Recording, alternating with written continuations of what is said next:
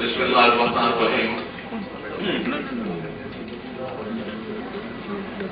قل هو اللہ احد اللہ الصمد لم یلد ولم یولد ولم یکن لہ کفوا احد.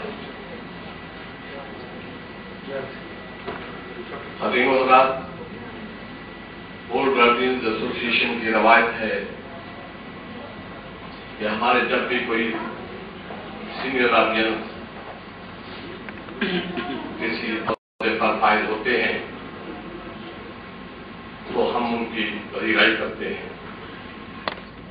اتفاق کی بات ہے کہ شوکت جاوید صاحب، ان کے ساتھ جب بھی پروگرام بنا، ملک کے حالات بھی ایسے تھے کہ معاملات بگڑتے جاتے اور جو محفل ہم سجانا چاہتے تھے اس میں ناکامی رہی. آخر خدا تعالیٰ جانتا ہے کہ یہ صرف دوستوں کی محفل ہے. ہم نے کسی چیئر کو کبھی مس یوز نہیں کیا. اس کی تعریف جناب آئی جی بھی کریں گے کہ انہیں اگر 6 مہینے گزرے ہیں تو میرا نہیں خیال کہ اولڈ گارڈین ایسوسی ایشن کا کوئی عہدیدار ان کے پاس کوئی بھی کام لے کے جاؤ.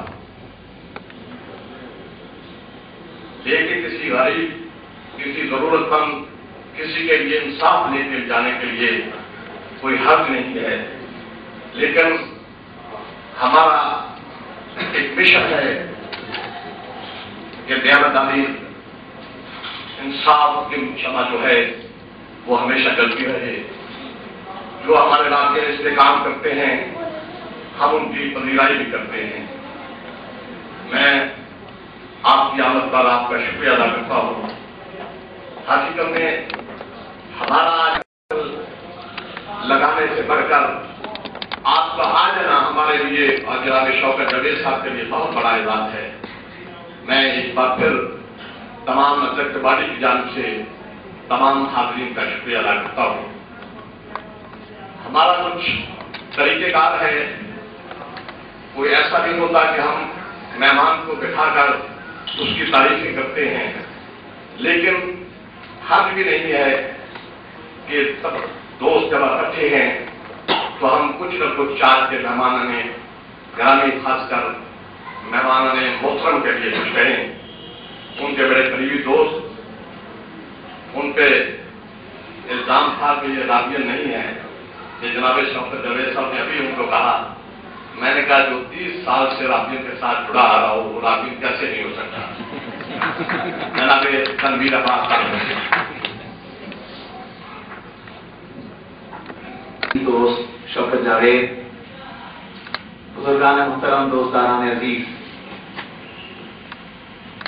آج مجھے لگتا ہے کہ یہ سب سے مشکل مرحلہ ہوگا تقریر کرنے کا یا بات کرنے کا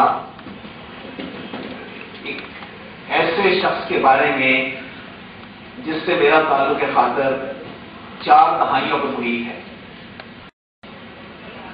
اور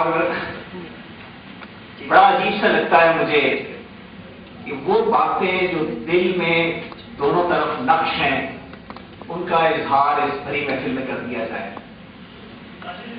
لیکن ان باتوں کا اظہار اس لیے بھی ضروری ہے کہ ہمارے قابل عزت احترام بزرگ چیف جسٹس سردار اقبال صاحب کہا کرتے تھے کہ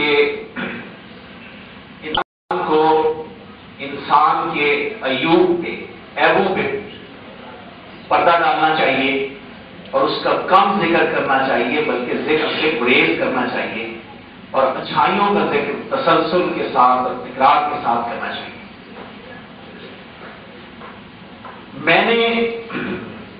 میں شوکت جاوید کو میں نے کیسا پایا؟ شوکت جاوید حضرت علی کرم اللہ وجہہ کا قول ہے کہ دنیا میں وہ شخص انتہائی ہے جس کا کوئی دوست نہیں.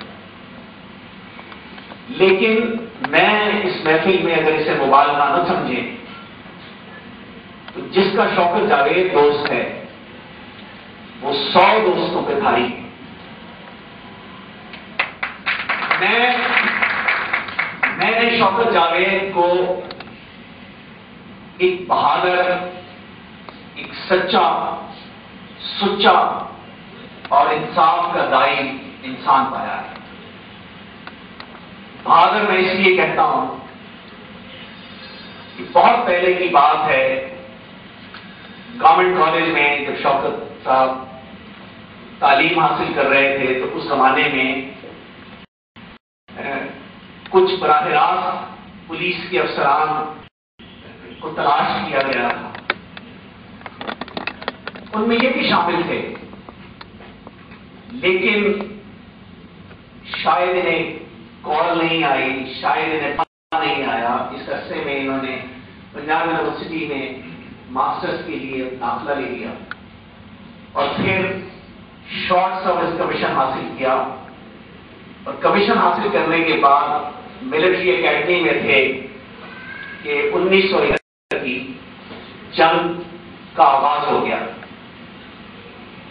شوکت صاحب کا کورس مختصر ہوا اور یہ نوجوان لیفٹیننٹ جو اپنے والدین کا اکلوتا بیٹا تھا، وہ تیتو میر کی نگری سراج الدولہ کی بستی میں بھیجا۔ پھر مسلمانوں کی تاریخ کا سب سے المناک واقعہ ہوا اور 90,000 مسلمانوں نے سرنڈر کیا اور ہتھیار پھینکے۔ شوکت جاوید اسیر ہو گئے۔ اسیر ہونے کے بعد یہ جس قبیلے میں فوج کے تھے، اس قبیلے میں ان کا کمانڈر بھی بہادر آدمی تھا، راجہ نادر پرویز، بہت بہادر انسان جو رن کچ کی لڑائی سے لے کے بعد کے دنوں تک ایک بہادر انسان کے حوالے سے زیادہ پہچانا جاتا ہے سیاستدان کے۔ انہوں نے اس نوجوان لیفٹیننٹ نے راجہ نادر پرویز جو غالباً اس وقت میجر تھے، ان کے ساتھ مل کے یہ پلان کیا اور اس جیل سے ان لوگوں نے ایک سرنگ کھودی، اور سرنگ کھودنے کے بعد غالباً میری یادداشت اگر کمزور ہو تو مجھے میری درستگی کر دیجیے گا کہ وہاں سے راجہ نادر پرویز نکلنے میں کامیاب ہو گئے اور ایک اور شاید ساتھی، لیکن یہ ابھی نکل نہیں پائے تھے کہ گھنٹیاں بج گئی اور یہ لوگ اسیری کے اس مرحلے میں پہنچے جہاں ان پہ بے پناہ تشدد کیا گیا۔ لیکن یہ نوجوان انتہائی حوصلہ مندی کے ساتھ، انتہائی بردباری کے ساتھ پاکستان سے عشق اور محبت کے ناطے اس تشدد کو برداشت کرتا رہا، اور پھر جب پاکستان کی جگہ آئی دوبارہ فوج میں ذمہ داریاں سنبھالی، کپتان کے عہدے پہ پہنچے اور وہاں سے پھر جس منصب کے لیے انہیں چنا گیا تھا اس منصب کی طرف یہ دوبارہ فائز ہوئے اور اے ایس پی سے اپنے سفر کا آغاز کیا، اور غالباً فرسٹ کامن کے ساتھ انہوں نے ٹریننگ حاصل کی۔ یہ بعد کے دنوں میں بھی معاملات کو ہینڈل کرنے کے لیے، معاملات سے نمٹنے کے لیے، معاملات کو ان کے منطقی انجام تک پہنچانے کے لیے بھی اس شخص نے ایک بہادر انسان کی طرح، ایک دلیر انسان کی طرح، ایک حوصلہ مند شخص کی طرح ان معاملات کو سلجھانے کی کوشش کی ہے۔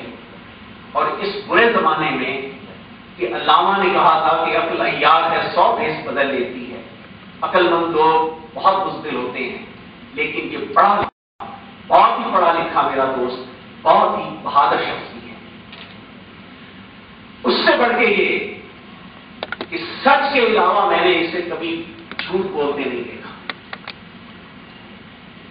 سچ کے بعد سچ کا اس طرح برملا اظہار اس محفل میں اس لیے کرتا ہوں کہ اب سچ خال خال کونوں قدروں میں ڈھونڈے سے نگاہ بینا کو شاید نظر آئے سچ میری اس بستی سے اٹھتا جا رہا ہے۔